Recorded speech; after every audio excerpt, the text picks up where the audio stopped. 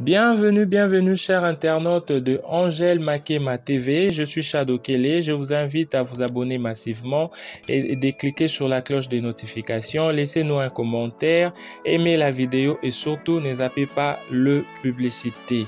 Bienvenue dans l'émission Biographie de Stars. Aujourd'hui, nous avons le réel plaisir de parler de la diva africaine Barbara Kanam. Barbara Kanam, c'est une grande chanteuse congolaise, une grande chanteuse africaine. Aujourd'hui, nous avons le réel plaisir, comme je viens de le dire au départ, de vous présenter cette magnifique chanteuse africaine. Sans plus tarder, nous allons commencer par sa biographie.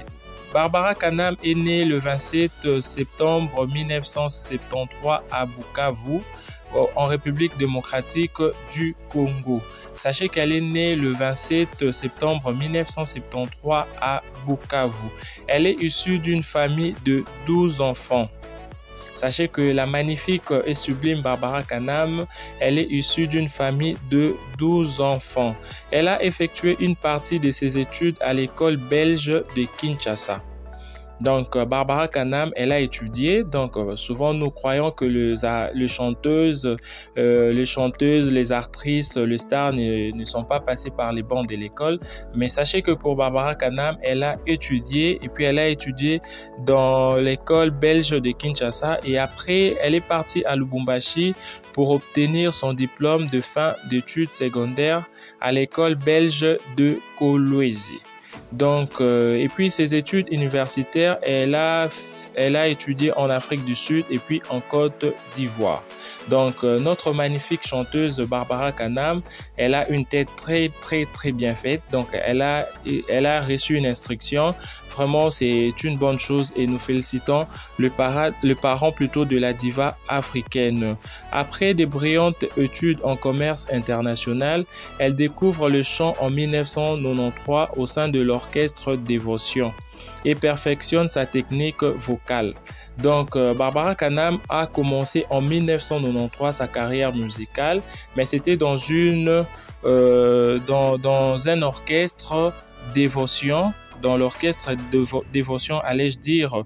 Donc, Barbara Kanam a perfectionné sa technique vocale. Elle apprend par la même occasion à jouer de la guitare. Donc, sachez que notre magnifique et sublime Barbara sait comment manipuler la guitare. Au bout de 13 mois, elle crée un répertoire acoustique pour une tournée appelée One Woman Acoustic Show, joué en RDC et en Afrique du Sud en 1995. Donc, elle a appris très vite et puis elle a directement mis en place le show One Woman Acoustic Show en 1995. En 1998, elle rencontre Alpha Blondy et Koné Dodo lors d'un concert à Abidjan qui donnera naissance à son premier album aux sonorités gospel. Et l'album s'intitule Mokili en 1999. À cette occasion, elle passe pour la première fois à la télévision devant Esther Adjovi, fondateur de Cora Awards, auquel Barbara est invitée. Donc là, vous avez déjà le détail concernant ses débuts en musique. Et sachez que en 2000, c'était une année glorieuse pour notre magnifique diva. La jeune diva connaît le rôle de la maternité. Waouh, c'est en 2000 que la diva a été pour la première fois mère d'un beau garçon. La jeune diva connaît le joie de maternité en 2000 et s'installe en France. Après 2 ans de pause, elle reprend sa carrière musicale Sachez que c'est en 2003 qu'elle sort son album Teti. Teti, c'est une grande réussite pour la magnifique Barbara Kanam. Et puis avec le single Bibi Madeleine, c'était en hommage à sa grand-mère. Le succès est tel que la Congolaise Barbara Kanam remporte le Cora du meilleur espoir féminin et le titre Hérédité paru en 2005. Elle débute la promotion de l'album Teti dans son pays natal, qui est le Congo Kinshasa.